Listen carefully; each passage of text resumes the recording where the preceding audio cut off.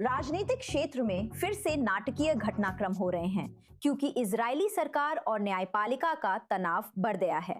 गठबंधन ने एक कानून पास किया जिससे अनिवार्य सैन्य भर्ती से बचने वाले अल्ट्रा ऑर्थोडॉक्स लोग की गिरफ्तारी पर रोक लगी। फिर उच्च न्यायालय ने इस रोक को निलंबित कर दिया और कुछ गठबंधन नेताओं ने पुलिस को उच्च न्यायालय के आदेशों का पालन न करने को कहा।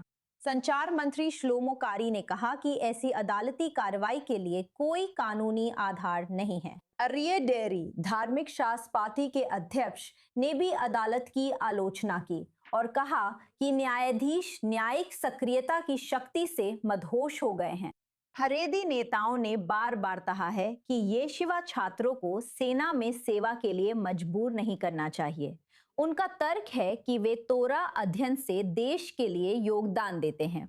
ये सब उस तथ्य के बावजूद हो रहा है कि उस उम्र के पुरुषों के लिए सैन्य सेवा अनिवार्य है और हाल के वर्षों में रिजर्विस्टों को कुछ मामलों में सैकड़ों दिनों के लिए कई बार बुलाया गया है। इसीलिए बिल्कुल तो और अधिक जानकारी के लिए स्टूडियो में आपका स्वागत है एरी टाटार का, रीबूट सेंटर में इंग्लिश डायरेक्टर और newsletter it's Noon in Israel के संपादक। एरी टाटार का, यहाँ आने के लिए फिर से धन्यवाद। इस मुद्दे को लेकर बहुत गुस्सा है और ये सवाल उठता है जब हाईकोर्ट कोई फैसला सुना रही है, जब गठबंधन के नेता हाईकोर्ट की आलोचना कर रहे हैं और जब जनता अपनी सुरक्षा और सलामती को लेकर जवाब का इंतजार कर रही है। अधिक रिजर्विस्ट देश की रक्षा में लौट रहे हैं। ये बेंजामिन नेतन्याहू की कैसे मदद करता है? मुझे लगता है शुरुआती प्रतिक्रिया जायज है। ये देश की सेवा कर रहे लोगों के चेहरे पर एक तमाचा है, उन सभी लोगों के लिए जिन्होंने पिछले 500 दिनों और उससे भी ज्यादा समय तक अपनी रोजी रोटी, अपने परिवार के साथ समय, यहाँ तक कि अपनी जिंदगी तक देश की सेवा के लिए कुर्बान कर दी। और अब हम ऐसा कानून पास कर रहे हैं जो मूल रूप से तोरा अध्ययन और उस बेहद जरूरी और इतनी बड़ी कुर्बानी के बीच बराबरी कर देता है जो वे लोग दे रहे हैं। जहाँ तक बात है नेतन्याहू की, मुझे लगता है यहाँ जो सौदा उन्होंने किया है वो काफी साफ है। उन्होंने काले सिर वाले शैतान से हाथ मिलाया और कहा कि तुम मुझे 3 महीने और सत्ता दे दो, मैं तुम्हें ये दे दूंगा। मुझे लगता है ये बहुत साफ है कि नेतन्याहू को नहीं लगता कि ये कानून अदालत की जांच में टिक पाएगा। मुझे लगता है कि वो असल में सारा दाव इस पर लगा रहे हैं कि जब तक हम चुनाव तक पहुंचेंगे, अब आधिकारिक तौर पर 3 महीने में लोग माफ कर देंगे और भूल जाएंगे, बड़े कारक काम करेंगे और आखिरकार वो जनता के सामने अपना पक्ष रखने के लिए शायद बेहतर स्थिति में होंगे जितने अभी हैं। आईडीएफ को इस समय हजारों सैनिकों की कमी है। सुरक्षा संबंधी चिंताएं बनी हुई हैं। क्या आपको सच में लगता है कि जनता माफ कर देगी और भूल जाएगी जैसा कि आपने कहा? खैर, बस यही उम्मीद की जा सकती है कि वे ऐसा ना करें। मुझे लगता है कि ये फिर से, और मैं ये शब्द हल्के में नहीं कह रहा, ये एक विश्वासघात है। ये वो समय है जब गठबंधन सेना में सेवा दे रहे लोगों की आंखों में आंखें डालकर देखता है और वे बस इतना कहते हैं, माफ कीजिए लेकिन सत्ता सिद्धांतों से ऊपर है। मैं डैनी लूज, शीरा हैस्कल और यूली एडेलस्टीन जैसे कैनेसेट सदस्यों की सराहना करता हूं, जिन्होंने सिद्धांत को प्राथमिकता दी और कहा कि वे इस कानून को पास करने के लिए तैयार नहीं हैं। ये मेरे मूल्यों के खिलाफ है। अब वे अन्य करियर विकल्प देख रहे हैं।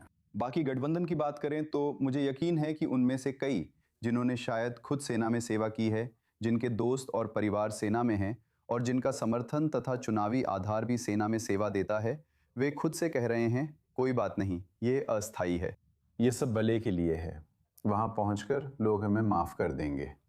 मैं सच में उम्मीद करता हूं कि कुछ महीनों में जवाबदेही होगी और हम जनता के रूप में आपस में और ज्यादा बटे नहीं होंगे, छोटी छोटी बातों पर ध्यान नहीं देंगे और सच में सुरक्षा की परवाह करेंगे और सच में इस बात की परवाह करेंगे कि हर कोई सेवा करे। क्योंकि दुर्भाग्यवश अतीत में हमने खुद को दिखाया है कि छोटी छोटी व्यक्तिगत राजनीति उन चीजों के रास्ते में आ सकती है जो इजराइल की तरक्की के लिए वाकई जरूरी है। खैर, जवाबदेही की बात करें तो 7 अक्टूबर को जो हुआ उसकी जांच भी उन मुद्दों में से एक है जो इस समय लोगों को बांट रही है। राज्य जांच आयोग की बात करें तो बेंजामिन नेतन्याहू ऐसा नहीं चाहते। हमें बताइए कि इसका इस समय देश की जनता पर क्या असर पड़ रहा है। 7 अक्टूबर को लगभग 3 साल होने वाले हैं और लोग अब भी जवाब चाहते हैं और वे जवाबदेही भी चाहते हैं। अब जवाबदेही हर शासन व्यवस्था का एक अनिवार्य हिस्सा है और ये बिल्कुल स्पष्ट है कि हम नेतन्याहू के कार्यालय की आंतरिक रिपोर्टों से भी जानते हैं कि वहाँ एक शब्द है जिसे आप उस कार्यालय में नहीं बोलते, और वो है जिम्मेदारी, जो कि बेहद दुर्भाग्यपूर्ण है।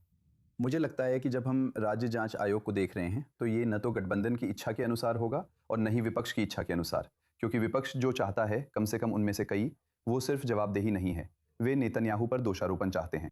और निश्चित रूप से वो इसका कुछ हिस्सा उठाते हैं, जैसे कि वे सभी लोग जिन्होंने उस सैन्य अवधारणा में योगदान दिया था जिसने 7 अक्टूबर की घटना को जन्म दिया, वे भी कुछ हद तक जिम्मेदार हैं। लेकिन ये भी नेतन्याहू की इच्छा के मुताबिक नहीं होगा, जहां सब कुछ उनकी राजनीति के अनुरूप होता है।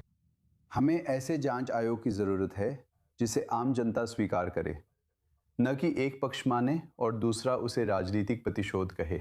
मैं जो देखना चाहूँगा वो ये है कि पूरी नेसेट एक साथ आए, शायद वैसे ही बातचीत करे जैसे हमने 2005 में की थी, और कहे ठीक है, हम एक राज्य जांच आयोग बनाएंगे। हम चाहते हैं कि इस पैनल में ये लोग हों और नेसेट में आपसी समझौता हो, ताकि जब नतीजे आएं, और ये संभव है कि कुछ जिम्मेदारी, चाहे वह उनके लिए सुनना कितना भी कठिन क्यों न हो, नेतन्याहू पर आएगी, लेकिन अंततः इसे आम जनता द्वारा स्वीकार कर लिया जाएगा। जवाबदेही सिर्फ राजनीतिक दुनिया में नहीं, बल्कि तब भी होती है जब सबको न्यायपूर्ण मौका मिलने की धारणा होती है। तो अगर हम सिर्फ इतनी जवाबदेही रखने जा रहे हैं जो सिर्फ इजराइल की आधी आबादी तक ही सीमित हो, तो मुझे नहीं लगता कि ये वास्तव में उस भूमिका को निभा रहा है जिसके लिए जवाबदेही बनाई गई है। साफ तौर पर कहूं तो बेंजामिन नेतन्याहू ने उस राज्य जांच आयोग की अवधारणा को खारिज कर दिया है, ये कहते हुए कि पैनल के लिए चुने गए लोग न्यायपालिका द्वारा चुने जाएंगे। उनका मानना है कि न्यायपालिका उनके खिलाफ पक्षपाती है। सिर्फ इस बेहद संवेदनशील मुद्दे पर अलग अलग तर्क कितने साफ हैं, ये जनमत सर्वेक्षणों में दिखता है। अभी उनका प्रदर्शन कैसा है और गादी आइजनकोट का कैसा है, आपके क्या विचार हैं? तो इसके लिए मैं बस पिछले हफ्ते की अपनी रिकॉर्डिंग फिर से चला सकता हूं, क्योंकि पिछले कुछ महीनों से इसमें कोई बदलाव नहीं आया है। हम अभी भी 58 की उसी मुश्किल संख्या पर हैं जो विपक्ष को परेशान करती है और नेतन्याहू को राहत देती है। हम अभी भी 58 पर ही हैं और फिलहाल ऐसा कोई संकेत नहीं है कि हम इससे आगे बढ़ पाएंगे। खबरें हैं कि एक नया दक्षिणपंथी दल आ सकता है जो नेतन्याहू से कुछ सीटें छीनकर विपक्ष की दौड़ में शामिल हो सकता है। हमें देखना होगा कि वे लोग सामने आते हैं या नहीं। फिलहाल ये बहुत हद तक वही है, विपक्ष बस उसी पत्तों की गड्डी को फेर रहा है। हम देखते हैं कि आइजनकोट ताज़ा सर्वे में 24 तक पहुंच गए हैं और लिकुड से 2 सीट आगे हैं।